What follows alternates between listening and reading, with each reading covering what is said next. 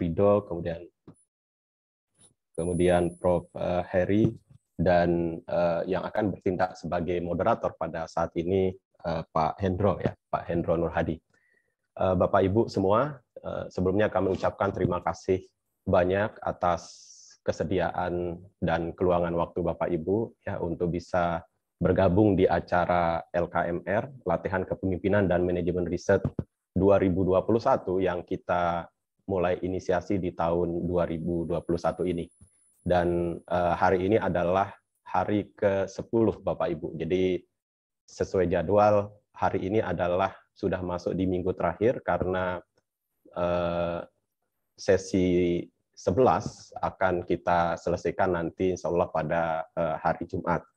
Dan sebagaimana yang Bapak Ibu lihat di pengumuman yang sudah kami sebar, jadi sesi ini adalah salah satu sesi yang sangat kritikal sebenarnya ya dalam proses atau perjalanan karir riset kita. Jadi tentang dana ya. Jadi kita punya ide, kita punya jaringan dan sebagainya. Kadang selalu salah satu masalah yang muncul itu adalah bagaimana dengan dananya gitu ya. Sehingga insya Allah pada hari ini dengan pembicara-pembicara yang sudah banyak sekali pengalaman mendapatkan hibah penelitian gitu ya, kita akan mendapatkan banyak pelajaran, kemudian ya mungkin ada banyak trik dan sebagainya gitu dari bapak-bapak narasumber kita. Dan sebagai pendahuluan, Prof. Ahlus nanti akan memberikan sambutan pembuka untuk sesi kita kali ini. Saya berusaha, walaupun saya tidak terlalu Melayu, Bapak, jadi makin timur itu rasanya kami bukan makin tidak Melayu, tapi kami berusaha untuk bisa berpantun ya, bisa berpantun. Saya ingat Pak Halus, ingat pantun jadinya. Jadi pergi belanja ke pasar Kapasan, ada yang jualan batik halus. Semua peserta sudah siap mendengarkan, kami persilahkan untuk Pak Ahlus. Nah, mantap Pak ya. Baik, silahkan Bapak, kami persilahkan.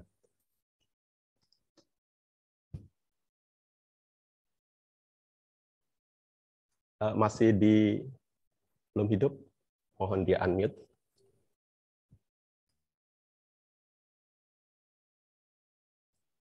Ya, silahkan. Oke ya, oke baik, terima kasih. Bismillahirrahmanirrahim. Daun salam, daun pepaya menjadi obat bila diseduh. Sambutlah salam dari saya. Assalamualaikum warahmatullahi wabarakatuh. Waalaikumsalam warahmatullahi wabarakatuh. Yang saya hormati Bapak Direktur, maaf saya harus baca karena saya lupa, udah lama maklum nih kan orbit ya. Direktur DRPM ini apa nih? Direktur Riset dan Pengabdian kepada Masyarakat. Dan Pengabdian kepada Masyarakat, Pak Hatta ya, Pak Hatta.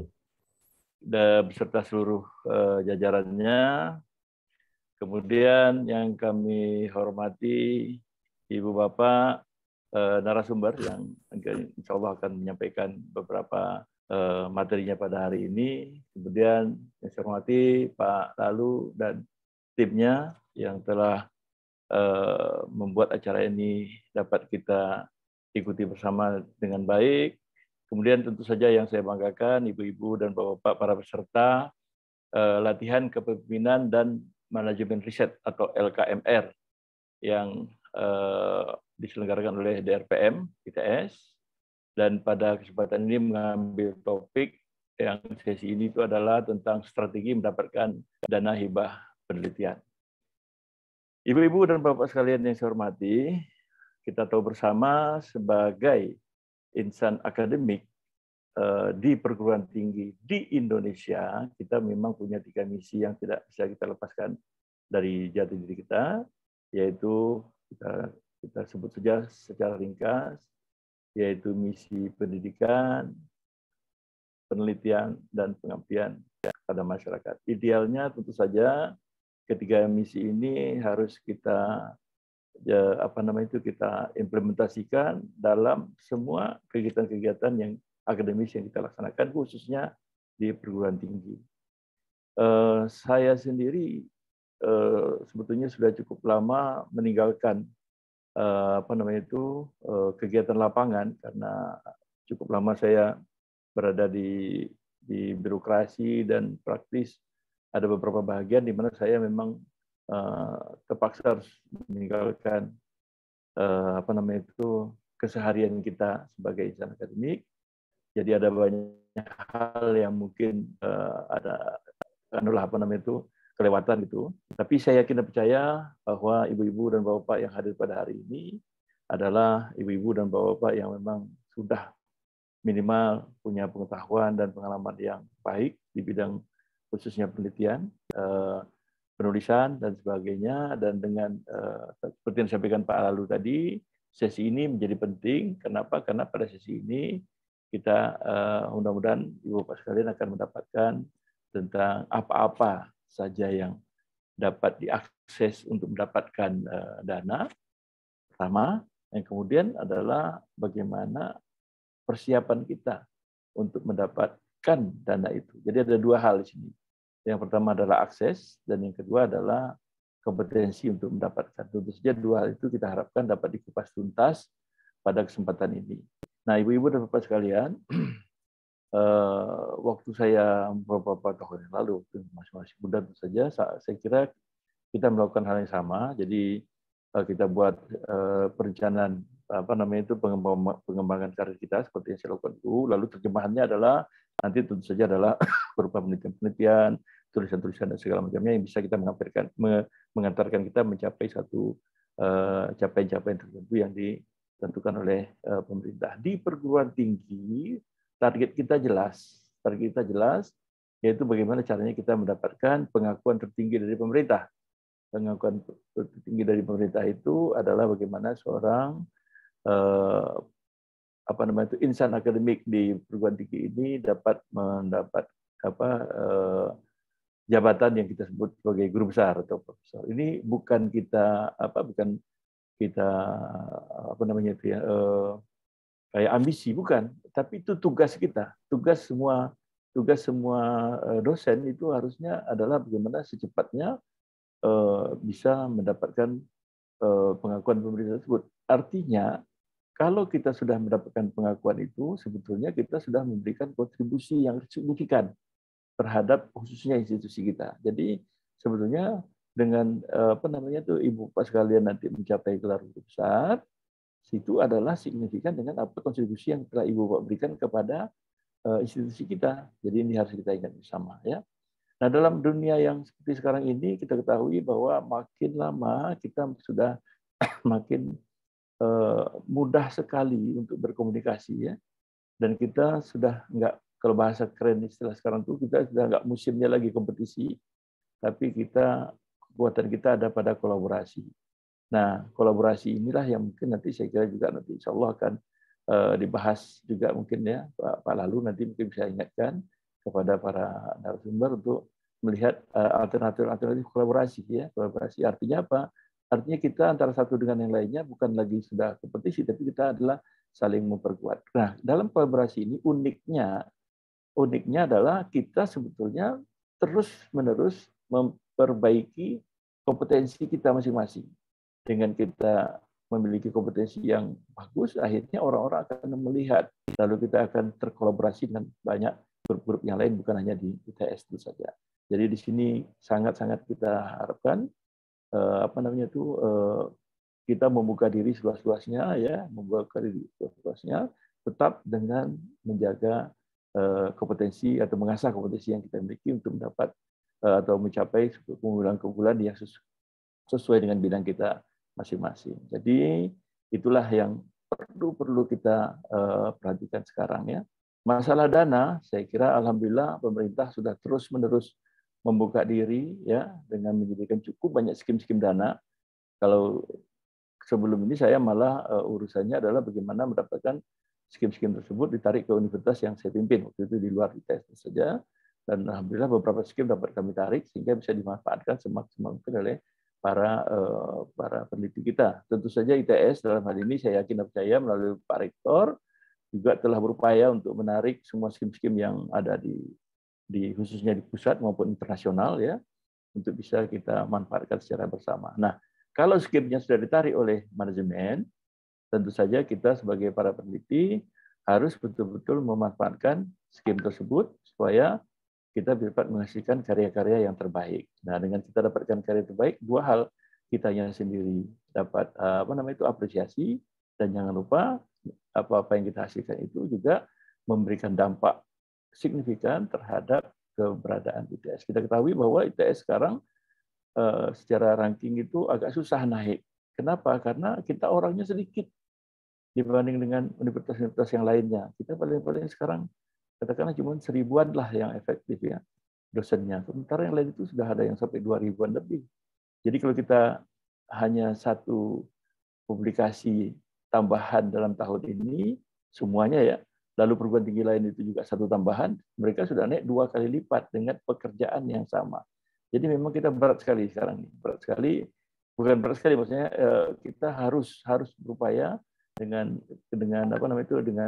katakanlah kekurangan jumlah kita ini, kita harus berupaya lebih keras lagi untuk bisa menghasilkan karya-karya yang baik. Jadi sekali lagi saya ucapkan selamat kepada Ibu Bapak sekalian mengikuti acara pada hari ini, dan tentu saja acara pada pagi hari ini, atau saya kira sudah berjalan berapa lama tadi kata Pak Lalu itu, semoga semuanya itu memberikan kemudahan-kemudahan bagi Ibu Bapak sekalian untuk bisa menghasilkan karya-karya yang terbaik untuk Ibu Bapak sekalian. Tentu saja itu karya-karya itu nantinya akan memberikan dampak yang signifikan kepada institusi kita yang tercipta ini di ITS ini. Sekali lagi selamat bekerja, selamat memberikan yang terbaik kepada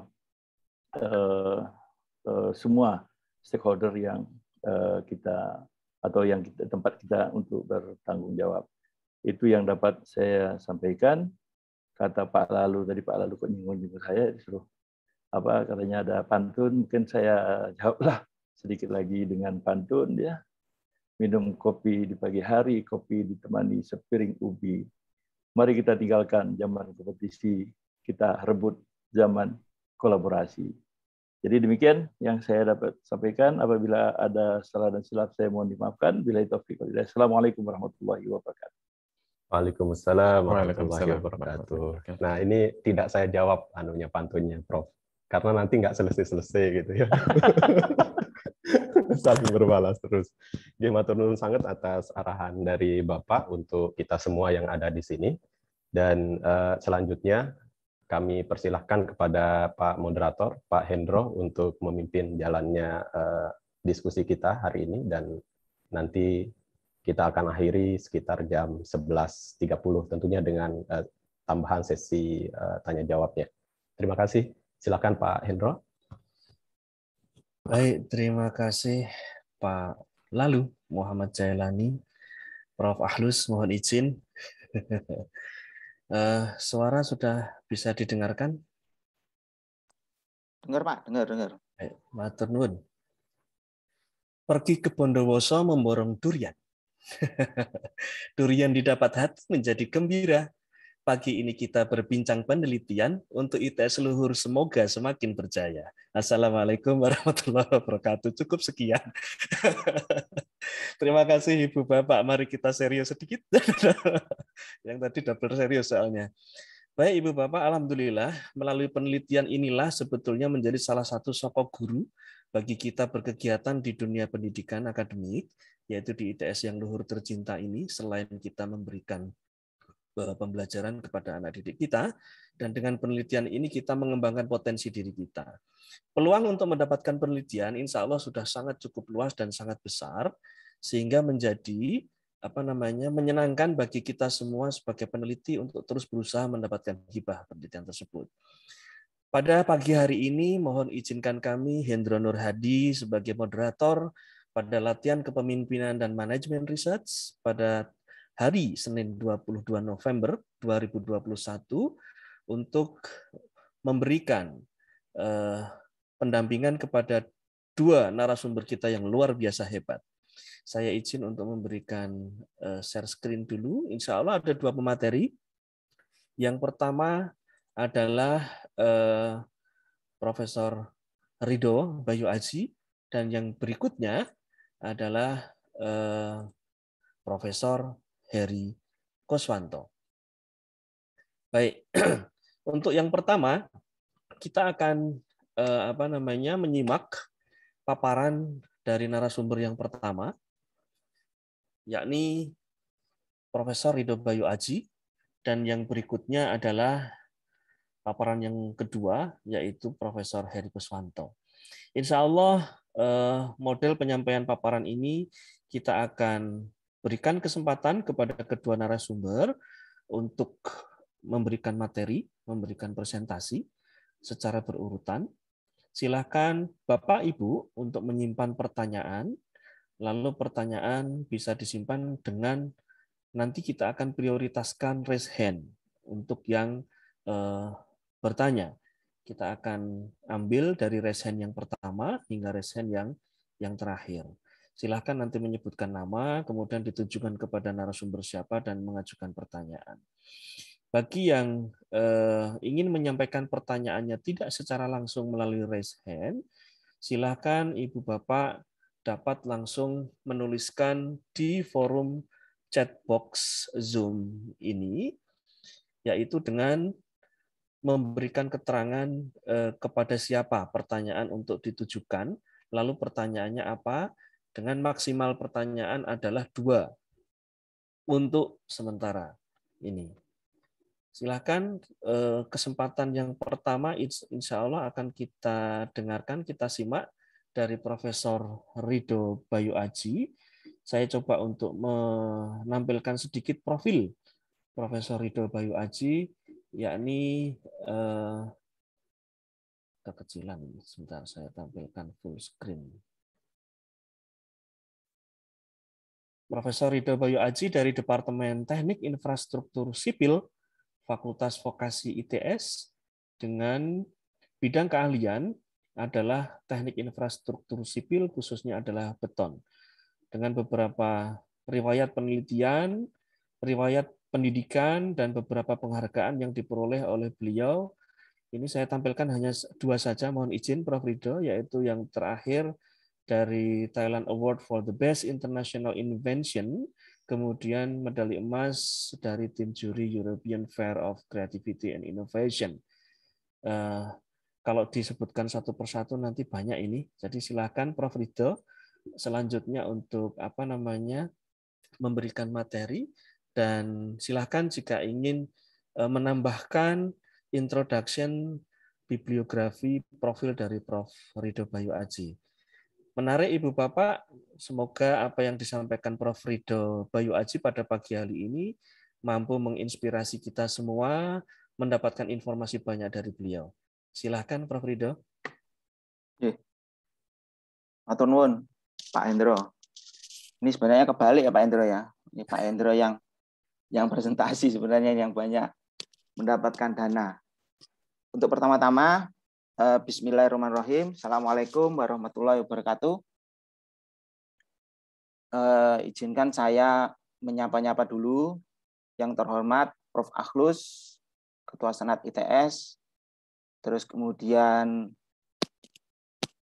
Bapak Ibu semuanya, pimpinan dari DRPM, terus kemudian pimpinan manajemen ITS, dan Bapak Ibu, ini saya perhatikan ini ada Bu Widya, ini sebenarnya yang saya kemarin juga banyak belajar, terus ada Bu Yanuarti, ini juga teman juga di riset geopolimer, terus kemudian ada Bu Doti di sini, ini teman di PKM, bantu-bantu adik-adik di penelitian kreativitas, dan Bapak Ibu yang lain mungkin tidak bisa saya sebutkan satu-satu, izin. Prinsipnya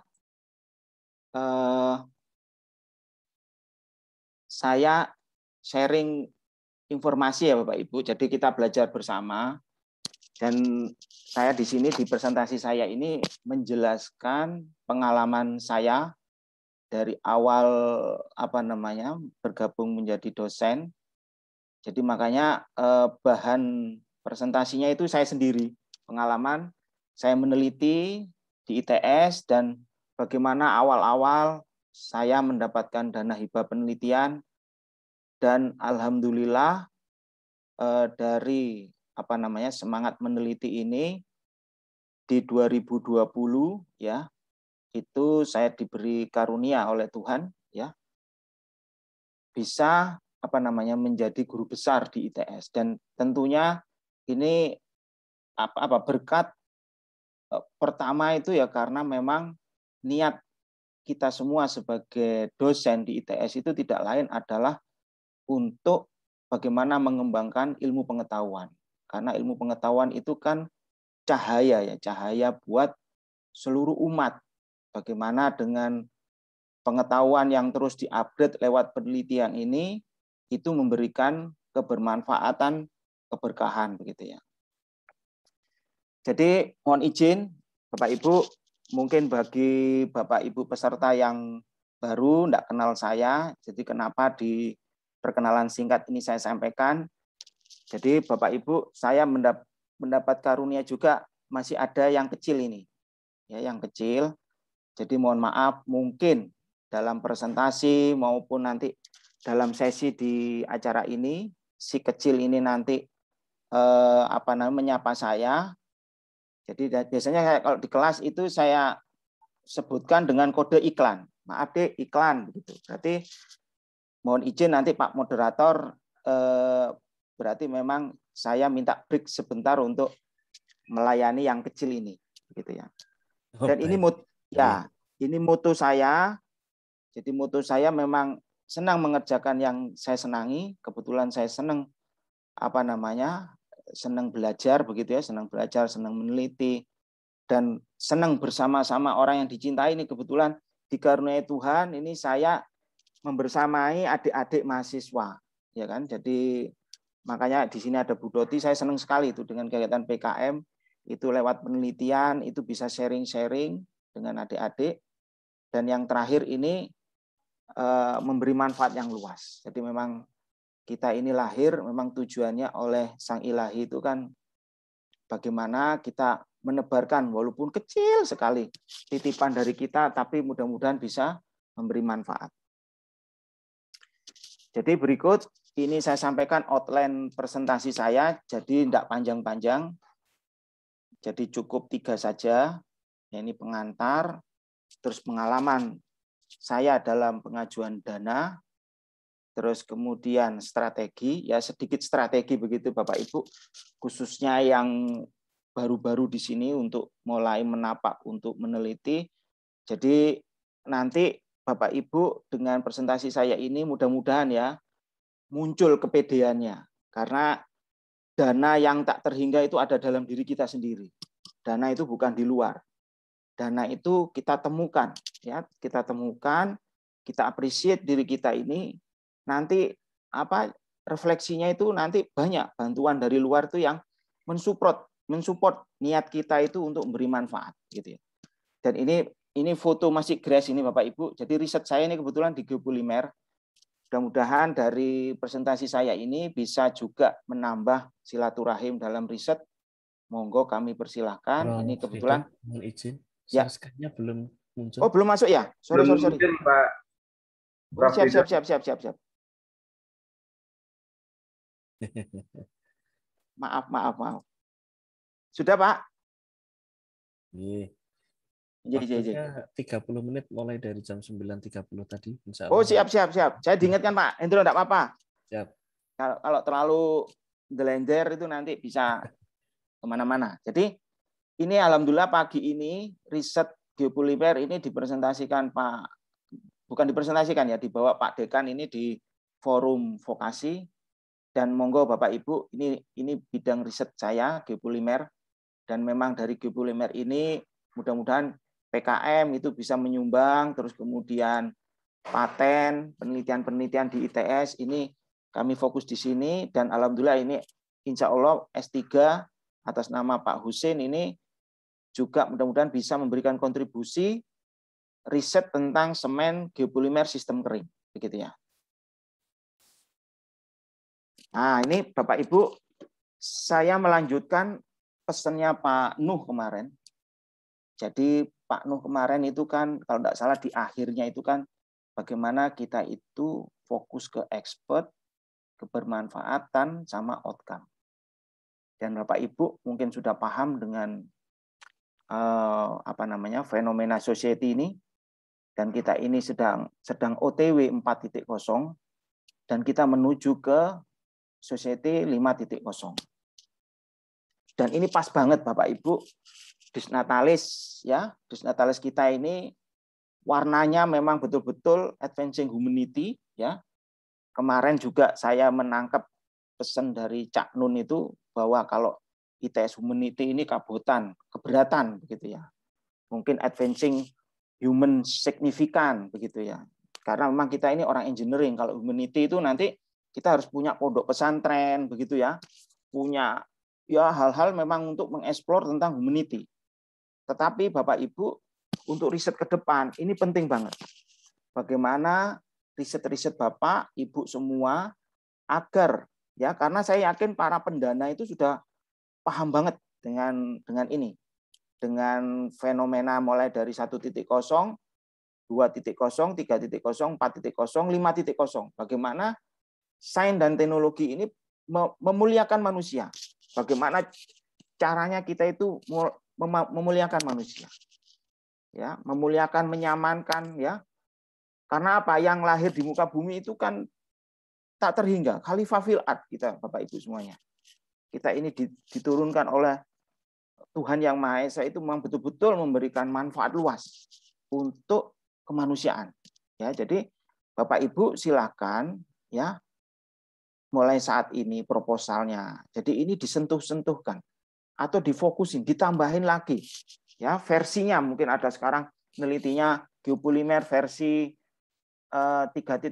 Ini bagaimana punya ke arah 5.0. Ya, ke arah 5.0. Jadi ini pengantarnya. Terus pengantar berikutnya, karena Bapak Ibu kita ini sudah menginjak ke proses yang inti ya. Jadi penelitian itu kan siklus pengetahuan ya, yang terus-menerus dilaksanakan dengan sistematis dan memberikan progresif atas pengetahuan yang ditekuni dan memberi manfaat nyata di kehidupan. Konsekuensi kegiatan penelitian ini pasti memerlukan dana berkelanjutan. Nah, jadi Bapak Ibu silahkan, mungkin yang baru-baru atau yang sudah lama-lama ini, silahkan roadmap-nya itu ditinjau lagi. Ya, ditinjau lagi supaya mungkin ya yang arahnya belum ke arah 5.0 ya, ini mulai diarahkan ke sana. Jadi caranya kalau saya pribadi itu ya saya kembali menilai atau mereview diri saya sendiri. Ya, diri saya sendiri. Apakah ini sudah cocok, sudah pas ya, sudah lebih bijak ya, sudah lebih memanusiakan manusia begitu ya, begitu. Karena kalau saya ngajar di teknik sipil tuh Anda itu berada di teknik yang melayani umat manusia kayak gitu. Jadi Anda bagaimana dari peraturan, dari standar, dari riset-riset bagaimana manusia itu mulia. Jangan sampai manusia itu malah jadi korban. Ya, manusia itu jadi objeknya, jangan. Ya. Jadi manusia itu menjadi rahmatan, begitu ya. Oleh sebab itu, Bapak Ibu semuanya perlu strategi yang cermat dalam merencanakan proposal dana hibah penelitian sesuai panduan yang disiapkan oleh para pemberi dana hibah. Nah, jadi ngajar presentasi saya ini saya dongengin dari cerita pengalaman dana saya. Jadi memang Bapak Ibu mudah-mudahan ya dari cerita ini itu bisa menginspirasi ya. Jadi supaya yang baru-baru meriset atau sedang tumbuh meriset atau mungkin sudah matang meriset ya kan. Ini silahkan dilanjutkan dari cerita dari pengalaman saya. Jadi saya mulai meriset itu adalah dari S1. Kebetulan pembimbing saya itu Prof. Probo, ya kan, dari riset material struktur waktu itu. Dan alhamdulillah itu menjadi riset pertama saya untuk kenaikan penuh PNS, gitu ya. Jadi walaupun skripsi itu sebenarnya sudah bisa kita tanamkan kepada adik-adik di S1, S2, S3 itu sudah bisa menjadi tabungan, ya, tabungan dari roadmap kita, ya. Jadi dari ini terus kemudian saya awal-awal jadi dosen itu karena memang saya enggak ngerti, ya. Jadi ibarat kalau misalkan telur netes itu, ya kan, ini harus ngapain dan alhamdulillah saya itu ya mendekat ke para senior-senior yang rajin. Waktu itu di D3 di kampus Manyar itu yang rajin ini Pak Munarus. Ya. Alhamdulillah saya itu belajar sama Pak Munarus ini untuk bagaimana sih? Nah, kebetulan beliau itu kan tiap tahun penelitian selalu dapat. Akhirnya saya belajar dari pola laporannya, laporan keuangannya. Jadi itu dulu yang saya pelajari. Saya belajar mengenal dari senior saya. Jadi Bapak Ibu di departemen yang baru-baru silakan cari yang cocok dengan bidang kita, yang mau bimbing kita, ya kan? Nah, itu enggak apa-apa. Istilahnya tolong diketikkan, itu enggak apa-apa. Saya dulu itu ya Pak, saya yang bantu ini, bantu itu. Waktu itu kan masih dihonor, ya. Jadi saya diberi honor, enggak diberi honor, ya pokoknya iya Pak, saya belajar kok Pak, kan gitu. Jadi ya alhamdulillah sama Pak Munarus ini saya bantuin, ya kan. Terus akhirnya saya baru tahu, oh begini ya cara membuat proposal, oh cara membuat paper, cara membuat report, gitu ya. Oh, ada honornya juga waktu itu, ya kan. Oh, alhamdulillah. Tapi kan akhir-akhir ini kan sudah enggak boleh ya para peneliti, karena kita ini sudah dinilai ya dengan kepegawaian, sudah include di ini ya, di honor-honornya itu ya. Jadi terus kemudian 2011 ini saya awal-awal saya pulang S3. Jujur memang saya mulai riset itu setelah saya S3 selesai 2010. Ya, waktu itu juga pulang juga kayak tadi itu awal-awal masuk PNS itu. Ya kan? Jadi siapa ini yang gitu. Ya alhamdulillah ini saya bertemu senior-senior yang baik, ya. Prof Triwulan, Prof Hamzah, ya. Bu Januarti waktu itu yang bantu saya, dan kemudian dari situlah ya, kalau Prof Triwulan ini saya mendapat bimbingan itu karena bimbingannya Prof Triwulan itu Busri itu teman di kampus Manyar itu, akhirnya saya bisa belajar bagaimana sih mengusulkan penelitian di ITS maupun di kementerian. Ya, jadi memang awalnya belajar dulu. Ya, belajar dulu, kemudian itu dengan Prof Sigit begitu ya. Karena Prof Sigit itu juga sudah lebih senior, akhirnya kita membangun tim Bapak Ibu di lab, yang membangun tim, dan akhirnya ya fokusnya ke geopolimer ini, ya kan?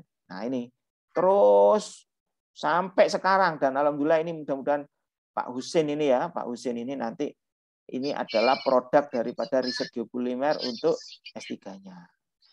Nah, untuk selanjutnya itu dongeng singkat, dan ini adalah strategi proposal. Jadi Bapak Ibu mulai dikenalin di ITS itu ada simple, kalau di kementerian itu ada simlit tapmas, ya. Jadi memang tulisan di panduan itu banyak Bapak Ibu ya. Jadi fokusin aja, misalkan rukun syaratnya itu dekat yang mana, ya itu dibacain, kita baca, ya. Nah ini makanya kan cermat membaca panduan proposal, ya, membaca syarat-syaratnya. Pelan-pelan Bapak Ibu, enggak apa-apa. Memang awal-awal itu kayak bingung, iki opo sih tulisannya akeh misalkan. Enggak apa-apa, ya pelan-pelan, ya kan. Yang terpenting dipahami syarat-syaratnya dulu, ya. Terus menentukan skemanya yang sesuai. Nah, yang paling penting schedule jadwal. Terus yang penting lagi ini eligibilitas penelitinya, ya. Terus kemudian ini jam terbang meneliti, ya. Jadi ini rangkuman dari pengalaman saya tadi. Ini dicermati Bapak Ibu. Misalkan kan Bapak Ibu ada pengumuman, oh Bapak Ibu dosen yang menerima. Nah, silakan Bapak Ibu lihat tema-tema Bapak Ibu dosen yang lolos, yang cocok dengan bidang kita. Nah, kebetulan saya waktu itu yang dekat dia Prof. Triwulan, Prof. Hamzah, Bu Januarti itu ya, itu saya jadikan teman-teman untuk di riset itu, ya kan. Terus kemudian inisiatif proaktif sebagai anggota dan praktek koas, ya koas di usulan suatu penelitian bersama peneliti senior, itu pengalaman saya tadi ya.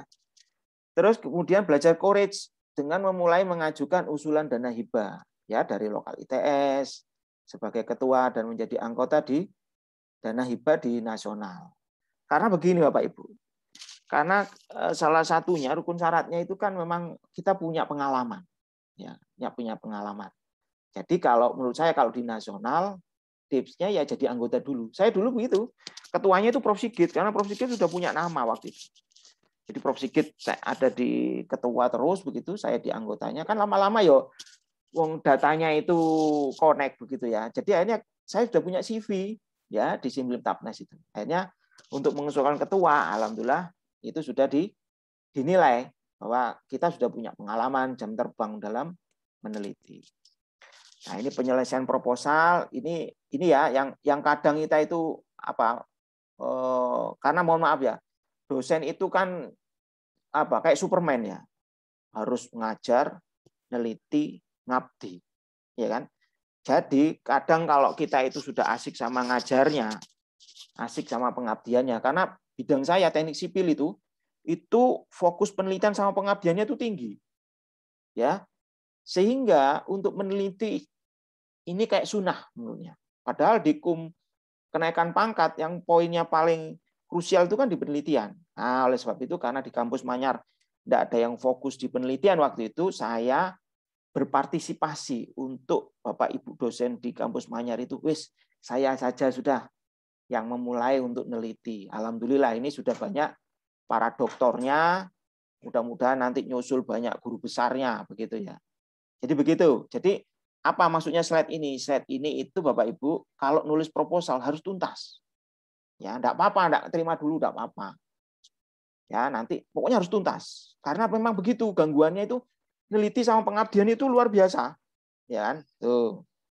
Terus kemudian pastikan sesuai dengan waktu yang telah ditentukan. Jadi Bapak Ibu mirip-mirip alam bawah sadarnya itu ngomong bulan sekian ini proposal Simple Tapnes hadir. Ya kan? Simple hadir. Nah, itu kayak otomatisnya harus dihidupin. Jadi sempatkan waktu untuk duduk, untuk fokus, ya kan? Apa-apa yang sudah disiapin dimasukkan di proposal. Begitu ya. Terus ini hal utama proposal lolos didanai, ini portfolionya ya, ditata yang makanya ini perlu rekaman. Jadi makanya tipsnya yang tadi itu kan silahkan ya kan kita koas dulu ya kan. Terus kemudian eligibilitas. Ini makanya kan Bapak Ibu mungkin yang H indeksnya masih belum bertumbuh begitu ya. Ya itu udah tipsnya. Deketin senior, bantu-bantuin dulu begitu ya. Terus kemudian penulisan proposal yang ringkas, sistematis, miliki kebaruan dari sisi metode dan kemanfaatan. Terus luaran janjikan sesuai dengan ketentuan panduan. Nah, ini penting, Bapak Ibu. Luaran ini penting. Jadi misalkan penelitian A, syaratnya itu nanti ngeluarin jurnal apa begitu ya. Ini tolong betul-betul ini yang nomor 4 ini kayaknya sederhana tapi kadang itu yang dilihat dulu sama asesornya itu sama reviewernya ya. Nah, ini profil-profilnya ya Bapak Ibu. Jadi skopusnya berapa? Ini tolong mulai dicicil ya, makanya mencicilnya itu ya ikut bantu-bantu itu yang senior-senior itu ya. Nah, ini eligibilitas itu syarat-syaratnya silakan disimak di panduan penelitian ya, pengabdian pada masyarakat edisi 13 ya. Jadi di sini kalau misalkan ini dosen pemula, misalkan ini ya, karena saya perhatikan di sini ini senior-senior semua ini. Kayak saya itu nggaremi air laut ini, kayak sudah ngerti semua begitu. Tapi enggak apa-apa. Tapi saya memuliakan ini ya, memuliakan para dosen-dosen muda yang semangat ya. Makanya ini objeknya ini saya buat contoh saya ya. Contohnya ini saya. Jadi dosen pemula ini perhatikan dulu, ini persyaratannya. Kalau sudah memenuhi Bapak Ibu silakan. Jangan tunggu nanti-nanti. Diusulkan saja. Ya. Apapun temanya itu nekat dulu. Nah, nekat dulu. Pokoknya masukin dulu. Saya yakin kok wong jadi dosen itu pasti kan punya jam terbang meneliti itu kan tinggi ya. Selama skripsi, selama tesis itu kan banyak itu. Ya, selama disertasi itu kan banyak itu kan. Cabang-cabang apa yang akan kita teliti itu kan banyak itu. Ya, silakan, ya. Silakan. Terus misalkan penelitian dasar nih ya. Ini alhamdulillah kemarin ini Bu Yuyun yang enggak pernah masuk di nasional ini masuk di lab saya. Ya, jadi makanya Bapak Ibu yang sudah 5 menit lagi. Siap, ini sudah tinggal beberapa slide lagi, Pak. Matur nuwun. Jadi monggo Bapak Ibu yang sudah S3 silahkan jangan cari yang skema yang ringan-ringan, cari yang memang memenuhinya itu ditekatin, diusulkan. Begitu ya. Nah, ini terutama yang pasca doktor. Silahkan ya. Silakan dibaca. Saya tidak bisa baca satu-satu, waktunya kurang 5 menit. Terus kemudian penulisan proposal, silakan Bapak Ibu ini dijadikan kitab panduannya. Ya, jangan pakai persepsi kita, ya, pakai ini supaya nanti sesuai dengan reviewernya. Yang paling penting itu kan reviewer itu juga berpatoknya dari ini. Nah, Bapak Ibu juga berkiblatnya ya harus dari panduan ini, begitu ya. Nah, ini skema-skemanya, ini mulai dikenalin Bapak Ibu ya. Jadi mana yang cocok dari syaratnya, masukin. Karena apa? Semakin tinggi, dananya semakin tinggi. Ya, semakin tantangannya tinggi, dananya semakin tinggi. Nah, saran saya Bapak Ibu, silakan kalau enggak nekat itu enggak bisa. Kalau cuma nunggu sempurna. Ini kalau pakai anunya ya Pak Prof Imam Robandi ya. Kecepatan itu mengalahkan kesempurnaan. Nah, itu saya dapat dari Prof Imam Robandi itu. Kecepatan mengalahkan kesempurnaan. Kalau kita nunggu sempurna, ini tunggu sempurna, kalah. Udah cepet dulu Bapak Ibu ya. Nah, ini indikatornya. Nanti ini untuk luaran. Silakan jangan sampai keliru. Misalnya skema ini luarannya ini Bapak Ibu keliru ya enggak itu sudah dari administrasi sudah. Nah, jadi ini yang terakhir, selamat praktek mengusulkan proposal penelitian tahun 2022. Semoga terus progresif berkarya manfaat dengan penelitian dan mari kita merdeka sebagai wujud inisiatif menjadi subjek. Jadi Bapak Ibu silakan ya gali ya dana-dana dalam diri kita ini ya, dana apa misalnya ya banyak ya kan, dana kesyukuran banyak, itu kan banyak itu dalam diri kita. Nah, jadi kesadaran menjadi subjek adalah hal istimewa bahwa setiap yang lahir diberi keistimewaan oleh Allah Subhanahu wa taala, Tuhan yang Maha Esa. Terima kasih Pak Hendro atas waktunya. Cukup Pak Hendro? Matur nuwun. Nggih, Prof Ridho. Masih ada 2 menit sebetulnya. Untuk Pak Heri mawon. Ini kayaknya Pak Heri lebih maut ini. Matur nuwun sangat Prof Ridho, luar biasa, sangat inspiratif, motivatif, dan alhamdulillah keyword daripada terakhir yang tadi disampaikan adalah menjadi subjek, kita menjadi agent of change atau menjadi penggerak untuk selalu berbuat. Alhamdulillah. Terima kasih Prof Ridho, luar biasa. Berikutnya insya Allah ini ada yang tidak kalah luar biasanya, muda tapi luar biasa. Biasanya kan kalau di salah satu radio swasta di Surabaya seperti itu. Nah, Blangkon Solo bermotif Matraman, berbalur batik sebagai ciri budaya. Kita terus tingkatkan penelitian bersama kita semua. ITS terus mendunia. Prof Heri, mohon izin saya menampilkan sedikit profil daripada beliau. Nanti kalau kurang mohon ditambahkan. Nah, ini Prof Heri Kuswanto dengan bidang penelitian di analisis data, machine learning, permodelan cuaca dan iklim, dan computational statistics. dengan beberapa track record penelitiannya. Saya ambil izin 3 saja di antara sekian lembar list daripada hibah penelitian yang diterima sebagai principal investigator, yaitu tahun 2021 berjalan hingga tahun 2023.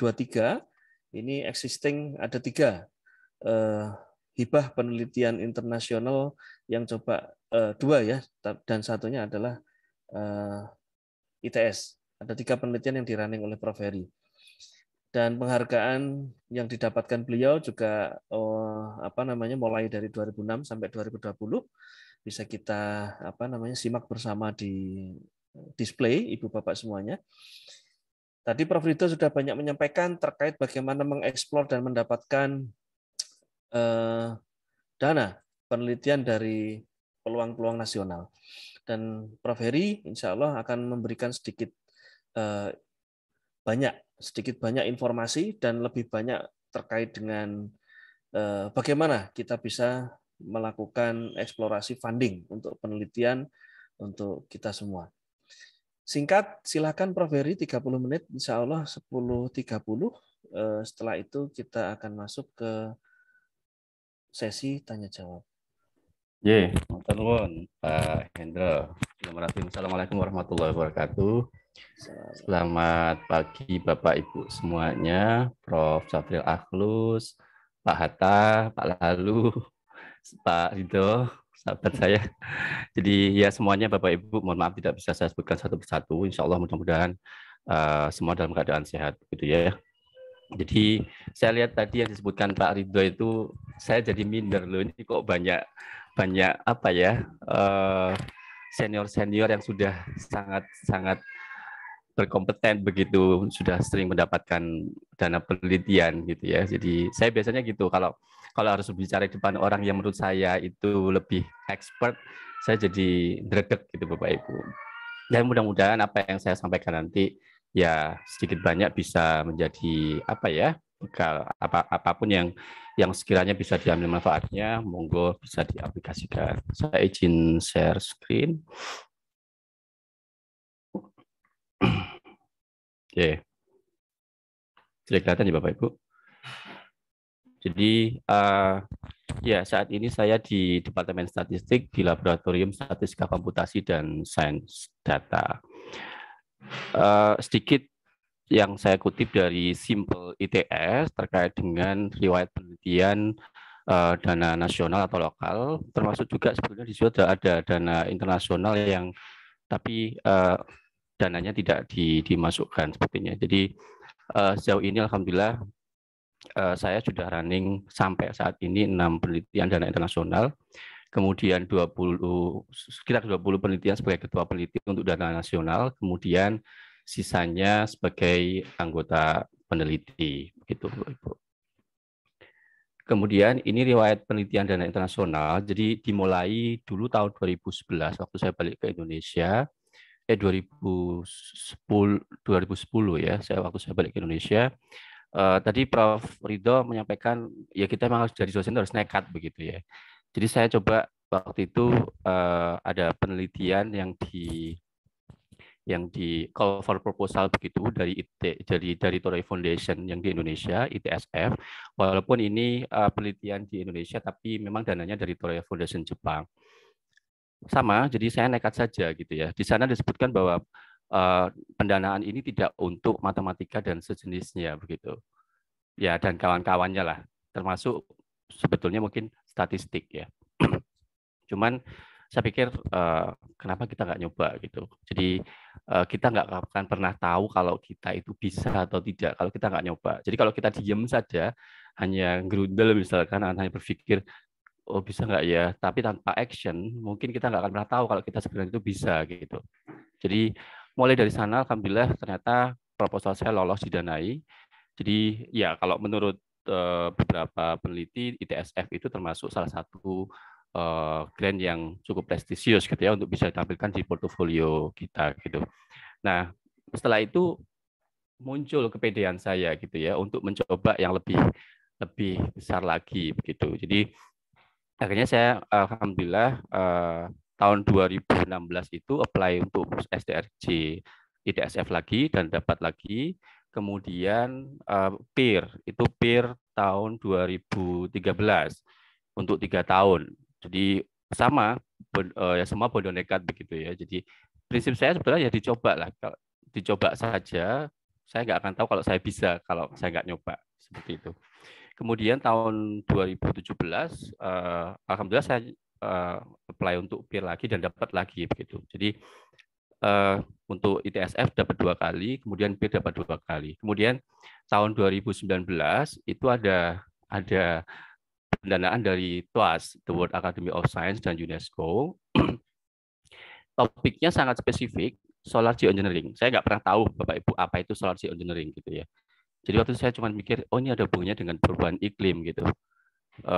Akhirnya saya mulai membaca apa sih solar geoengineering itu gitu. Kemudian saya berpikir kayaknya bisa nih saya melakukan sesuatu di sini gitu. Akhirnya saya nekat lagi, kemudian saya daftar dan alhamdulillah dapat, akhirnya didanai dan kemudian kemarin sudah selesai tahun 2020, kemudian mereka membuka lagi untuk continuation grant dan saya mendaftar lagi dan alhamdulillah lolos lagi dan itu penelitian berlanjut sampai sekarang gitu. Nah, sebetulnya kenapa sih kita meneliti Bapak itu? Jadi tadi sudah sampaikan Prof. Ridho juga bahwa ya mau tidak mau harus diakui kita punya kewajiban di Tridharma kita yang mengharuskan kita untuk meneliti gitu ya.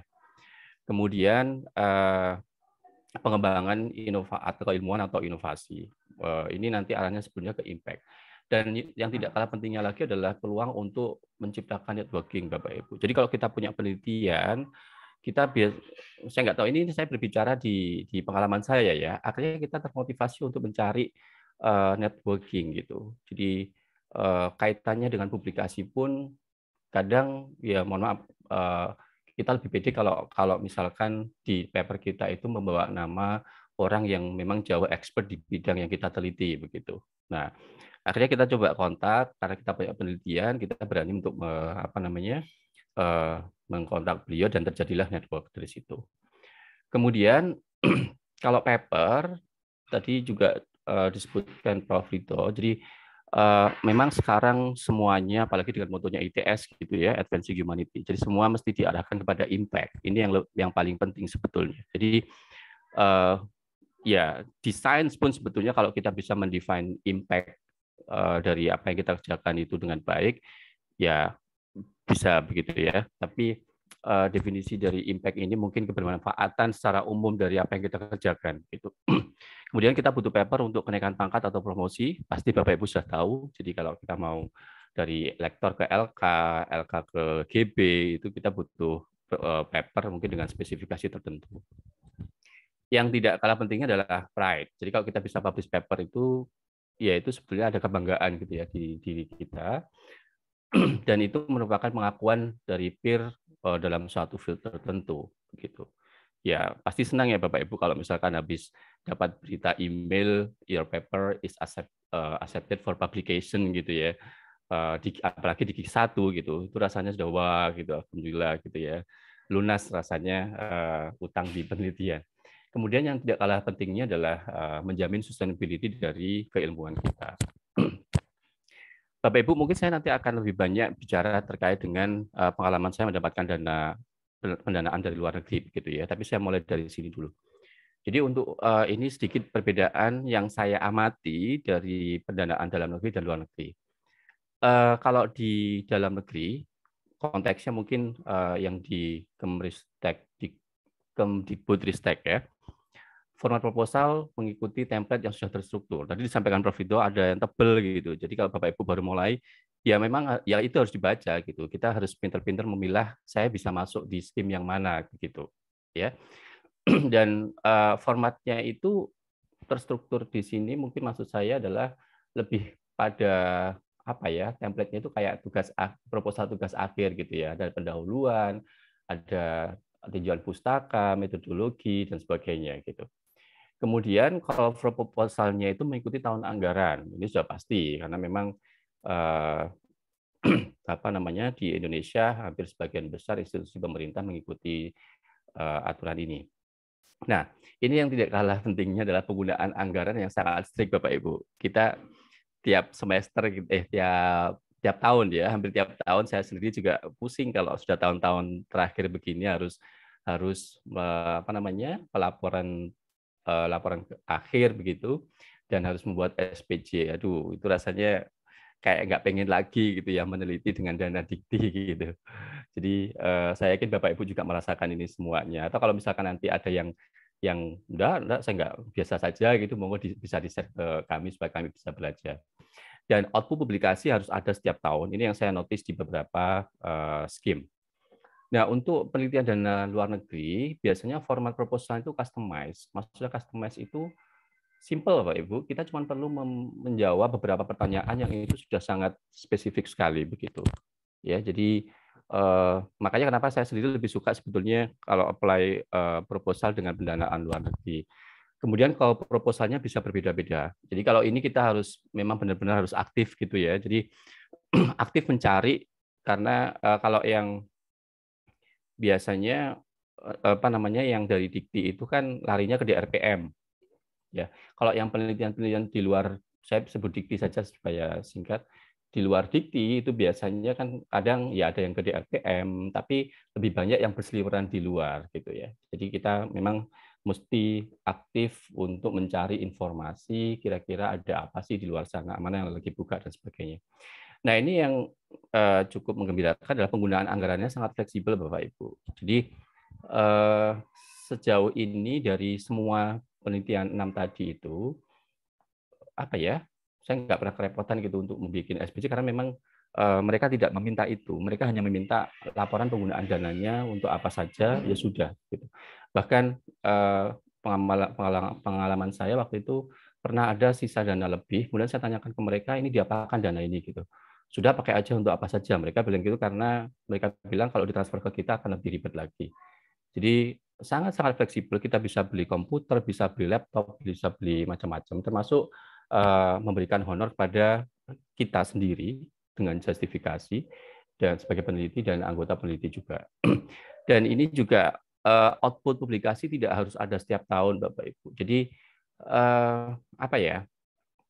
Memang output yang dijanjikan itu harus dipenuhi gitu ya di tahun terakhir biasanya. Jadi bukan di setiap tahun kita harus laporan saya sudah publikasi ini, saya harus publikasi ini dan sebagainya. Tidak seperti itu. Itu pengalaman saya dari beberapa skema penelitian tadi yang saya pernah dapatkan. Oke, kalau yang pertama terkait dengan kiat mendapatkan hibah, tadi ini melengkapi saja yang disampaikan Prof. Dito tadi. Jadi informasinya dulu, jangan sampai kita ketinggalan, gitu ya. Jadi biasanya saya ulangi lagi, ini biasanya kalau kementerian sudah di-share lewat website kementerian itu sendiri atau ada surat resmi ke institusi. Nah, kalau yang dana luar negeri bagaimana gitu. Jadi kadang info itu ada di institusi, kadang tidak. Tapi seringnya tidak, karena memang banyak begitu ya, dan tidak ada koneksi langsung antara universitas dengan pemberi dana gitu ya. Kecuali memang sudah ada track record sebelumnya, mungkin info itu dimasukkan ke perguruan tinggi.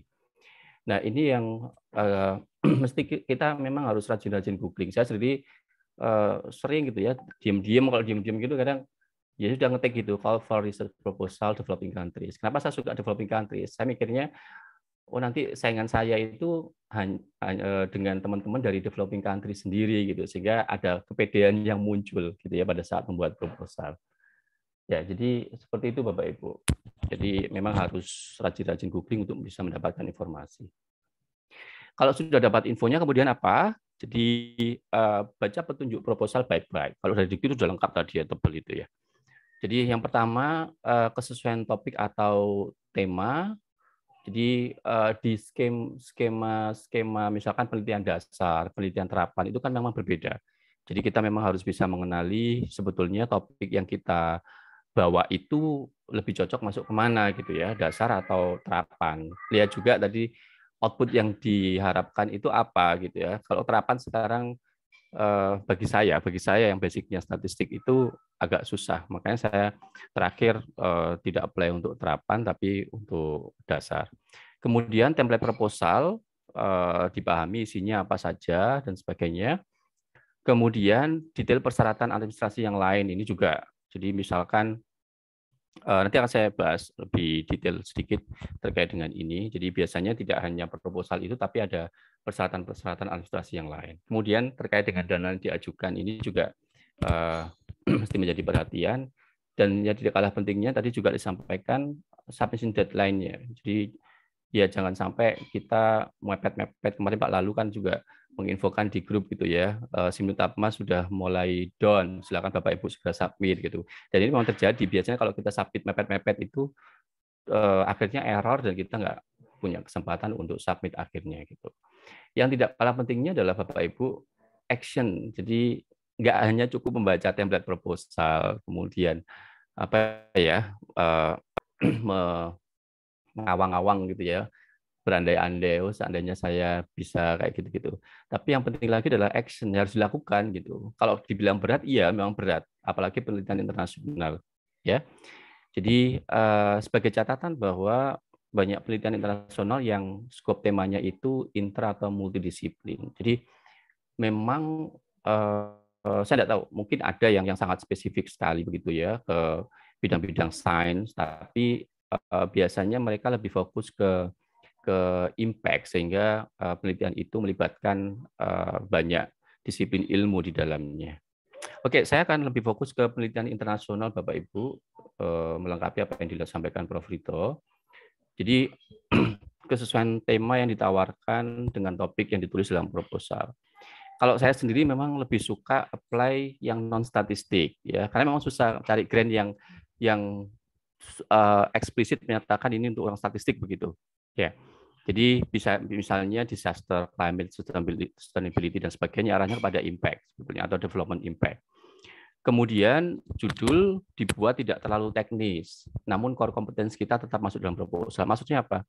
Jadi dari 6 penelitian yang saya kerjakan tadi itu Bapak Ibu, kalau dilihat judulnya itu memang bukan judulnya orang statistik ya. Artinya saya mencoba untuk menyembunyikan statistik saya, tapi yang saya kerjakan sebetulnya di dalamnya itu banyak, muatan konten statistiknya itu banyak sekali gitu. Yang saya kerjakan memang banyak statistiknya gitu. Tapi kan saya memandang bahwa proposal ini adalah suatu seni gitu. Jadi gimana kita bisa menampilkan kepada reviewer supaya reviewer itu tertarik dulu lah gitu. Jadi kalau reviewer disuguhi rumus-rumus itu nanti ujung-ujungnya wah kok kayak gini ya gitu. Akhirnya nggak sesuai dengan apa namanya arah yang ingin dicapai, yaitu impact tadi. Di sini saya kasih contoh, Facebook itu punya call for proposal yang apa ya, intensitasnya sering sekali begitu. Suatu saat saya pernah melihat ada beberapa peneliti dari Indonesia yang mendapatkan grant dari Facebook ini, gitu. Di apa ya, waktu itu di bidang kayak etik terkait dengan ya kayak gitu-gitulah, ya macam-macam. Jadi Bapak Ibu kalau misalkan mau subscribe saja, nanti setiap kali ada call pasti akan mendapatkan infonya. Ini juga misalnya salah satu proposal dari PEER tahun 2021, mereka fokus. Jadi fokus untuk tahun ini fokus ke yang kaitannya dengan COVID-19 pandemik. Jadi kalau di sini Bapak Ibu bisa lihat apa namanya topik-topik yang secara khusus bisa diangkat. Sebenarnya kan mudah ya. Kalau kita lihat, oh bisa lah kita gitu. Saya mikirnya gitu. Oh kayaknya saya bisa melakukan sesuatu nih di sini gitu. Nah habis itu saya mulai action lagi. Oke, kemudian ini umum saja. Jadi judul dibuat yang menarik dan eye catching karena judul itu yang pertama dilihat Bapak Ibu. Ya, jadi harus bisa membuat reviewer itu mau untuk membaca lebih lanjut proposal kita. Sebentar, mohon maaf saya agak batuk. Kalau saya matikan berarti saya batuk.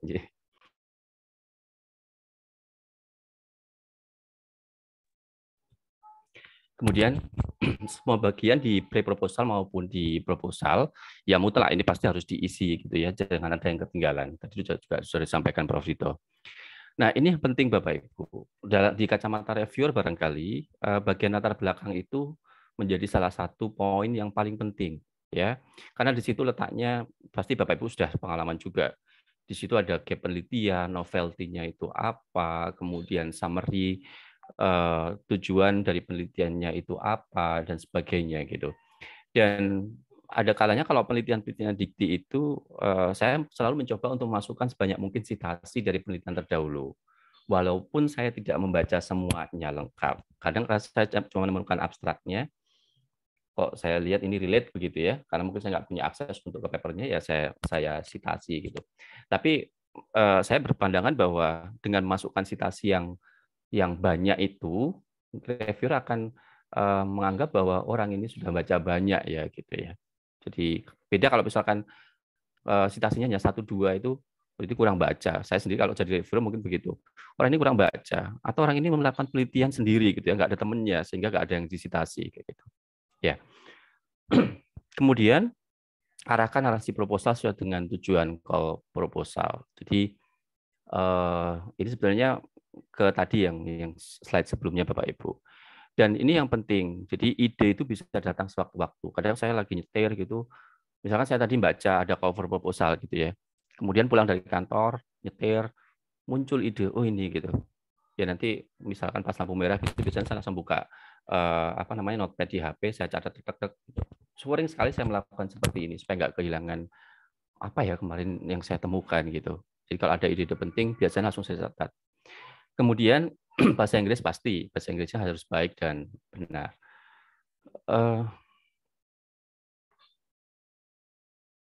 Ini contoh bagian proposal Bapak Ibu untuk peer misalkan.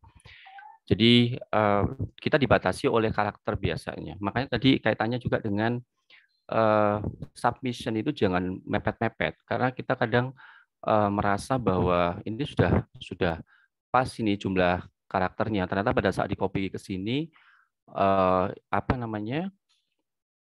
lebih gitu, dan mengurangi dari apa yang sudah kita tulis itu kan tidak gampang karena kita menganggap bahwa semuanya itu sangat penting sekali gitu. Ya, ini kebetulan contoh proposal saya kemarin nyoba untuk apply yang tahun 2021. Walaupun saya nggak, ya kalau berharap, iya berharap. Cuman karena sudah pernah dapat 2 kali, ya mungkin kan untuk mendapatkan lagi kecil, tapi tidak apa-apa lah, saya coba saja gitu.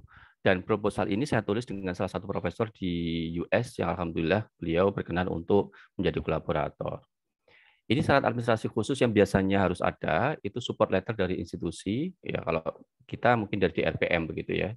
Ya ini formalitas saja sebetulnya sih, karena nanti kita juga nggak akan maksudnya meminta pendanaan lebih misalkan dari ITS dan sebagainya.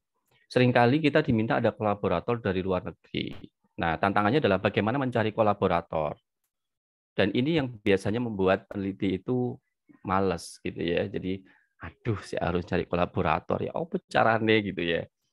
Jadi saya sendiri sebetulnya juga nggak pernah kenal dengan beliau-beliau Bapak Ibu yang tadi saya sebutkan nama-namanya di slide saya gitu ya. Jadi ya memang harus nekat, kita coba kontak beliau. Kalau beliau bersedia jadi kolaborator kita, alhamdulillah gitu ya. Kalau enggak, kita cari yang lain gitu.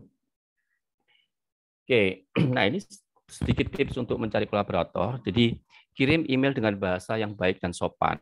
Jadi apa ya? Kalau saya baca biasanya dulu saya pernah mereview email-emailnya calon mahasiswa S3 yang mereka berniat untuk mencari supervisor. Kemudian saya agak kaget sih dengan beberapa karena terlalu straightforward dan menurut saya itu kasar gitu ya. Jadi kayak nggak ada unggah-ungguhnya gitu. Ya mungkin karena masih mahasiswa. Jadi itu, kemudian perkenalkan diri Anda dengan maksud menulis email. Jadi biasanya karena kita mau apply grant misalnya, maka kita kasih link-nya. Kalau dia ada waktu, dia supaya bisa lebih lanjut.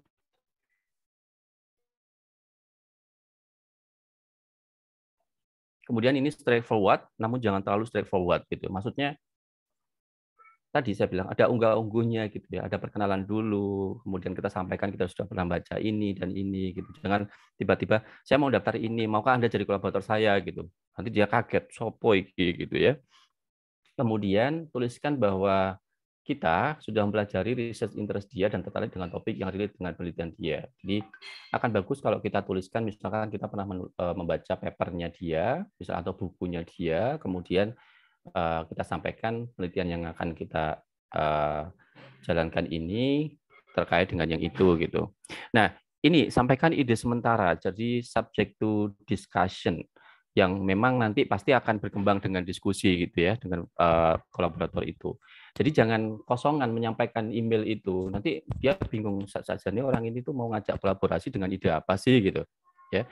Ini mungkin berlaku juga untuk Bapak Ibu yang nanti mau S3 mungkin juga sama ya. Kalau saran saya di email untuk mencari supervisor itu tuliskan saja calon ide penelitiannya nanti. Walaupun itu nanti nggak dipakai.